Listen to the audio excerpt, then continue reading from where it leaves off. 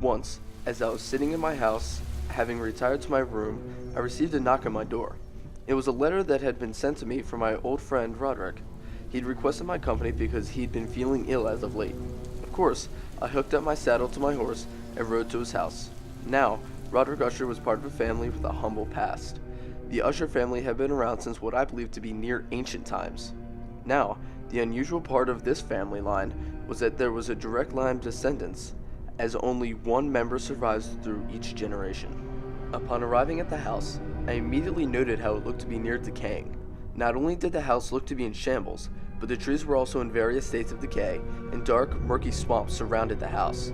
I saw a small crack, which traveled from the roof of the house all the way to the ground. An oddity about the house was that, though it appeared to be near collapse, its structures seemed sound aside from the crack. Stepping inside the mansion, it appeared the inside was in just as bad of a shape as the outside. I made my way down the dark, narrow passages to where Roderick resided. At first glance, I saw he was much paler than I remembered, and had seemed to have lost his youthful energy. He told me that he suffers from near constant anxiety, and that he has extreme sensitivity to light and sound. He also told me how his sister, Madeline, has been suffering from a strange sickness which causes her to have seizures. I did my best over the next few days to make him happier. Roderick played the guitar, I told him stories, and we painted, but nothing seemed to lift his dampened spirits. One day, as we were in each other's company, news came that Madeline had passed away. Roderick begged me to bury her in the tombs beneath the house because he didn't want the doctors getting a hold of her to examine her body because of her strange sickness. I agreed, and together we buried her. Upon putting her in the grave, I noted how her cheeks were still rosy, and she appeared to almost be smiling. As Roderick said a few parting words, it came into my realization that they were not just brother and sister, but twins. After this day, Roderick became more skittish and uneasy. A few days later, I also felt a little uneasy and had a hard time sleeping. One night, Roderick came to find me and nearly knocked my door down in a fit. He immediately pulled me to the window and showed me how this strange, bright gas surrounded the house.